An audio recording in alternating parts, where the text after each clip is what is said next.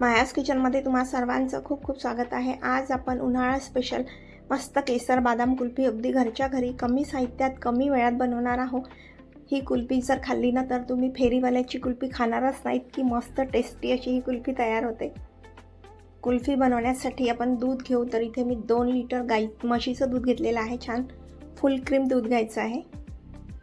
आता हे दूध आपण 2 लिटरचं 1 लिटर होत नाही तोपर्यंत छान कमी गॅसवर आटवून घेऊ।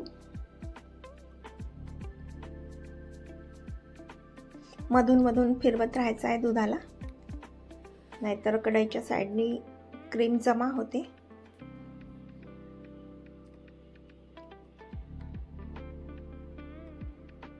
तर एका वाटीमध्ये मी रूम टेम्परेचरवरचं दूध काढलेलं आहे, दूध घेतलेलं आहे आणि यामध्ये एव्हरीडेचं हे मिल्क पावडर टाकून देऊ। या दुधामुळे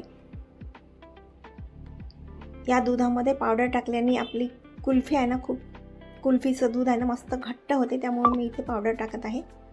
आता हे छान चम्मचने मिक्स करून घेऊ, जेणेकरून काही लम्स राहायला नको या पावडरचे। आणि मिल्क पावडर टाकल्यामुळे आपली ही कुल्फी आहे उपवासाला सुद्धा खाऊ शकतो।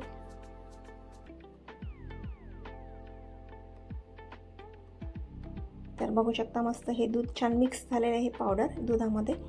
आता हे पावडर या कढईमधल्या दुधामध्ये टाकून देऊ। हे कढईमधलं दूध आहे ना मस्त घट्ट होईल आणखी, त्यामुळे मी हे पावडर इथे टाकून देत आहे, मिल्क पावडर। तर बघू शकता इथे दूध आपलं अर्ध झालेलं आहे, म्हणजे 1 लिटरच्या जवळपास हे झालेलं आहे।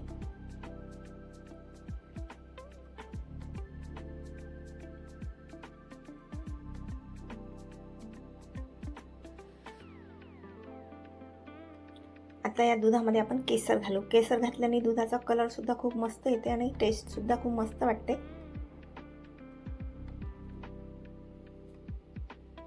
छान आपल्या कुल्फीला केसरचा कलर येणार आहे मस्त।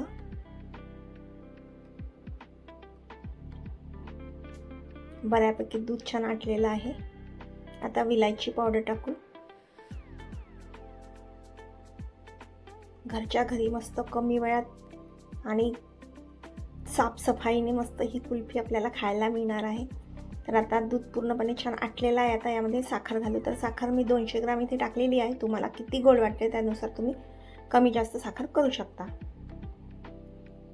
तर हे 1 लिटर दूध झालेलं आहे आता आटून।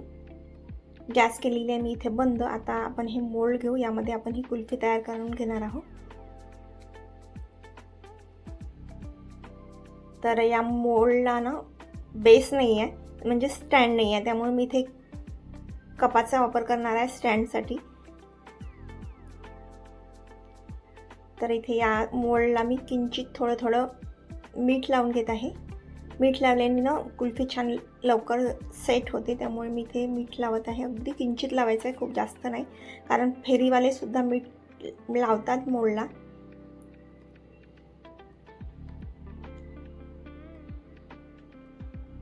आता हे आपलं तयार झालेलं दूध छान थंड करून घेतलेलं आहे आणि थंड झाल्यावरच आपल्याला या मोल्डमध्ये टाकून द्यायचं आहे। बघू शकता रंग किती मस्त आलेला आहे, अगदी केसर टाकल्याने खूप छान कलर आलेला आहे।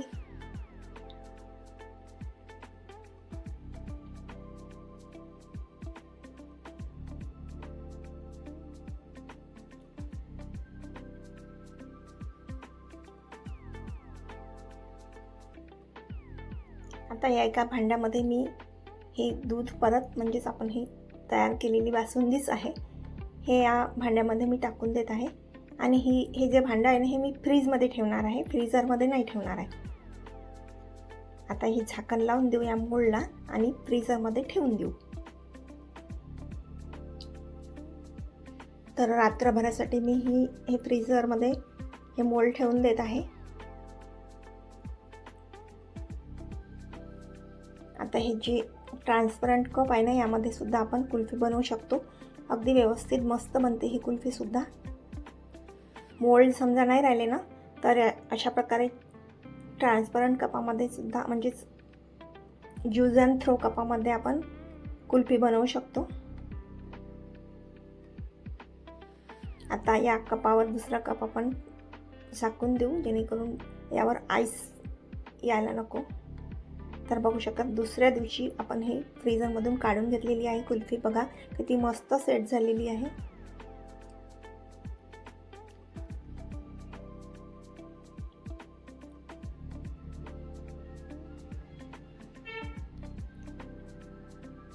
अशा प्रकारे हाताने प्रेशर द्यायचा या मोल्डला.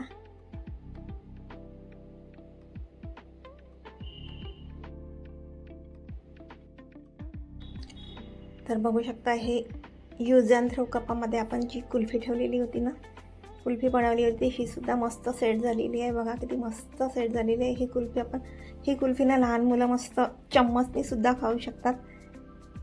बघा दिसायला किती मस्त दिसत आहे आणि खायला तर टेस्ट छानच आहे.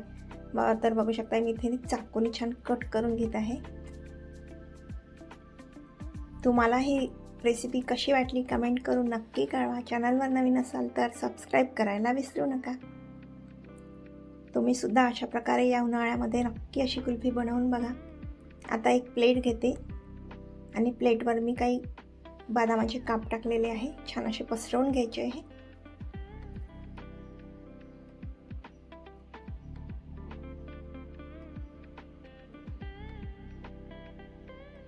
तर या मोल्डमध्ये आपण ही कुल्फी सेट केलेली होती. बघा किती पटकन निघाली. आणि आता ही जी मलाई मी ठेवलेली होती फ्रीजमध्ये ना, या भांड्यामधली, या मलाईमध्ये आपण ही कुल्फी बुडवून द्यायची आणि या बदामाच्या कापवर छान लावून द्यायची.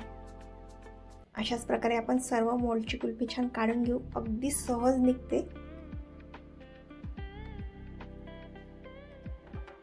मोल्डला थोडं प्रेस करायचं आणि ती लवकर सेल होते कुल्फी.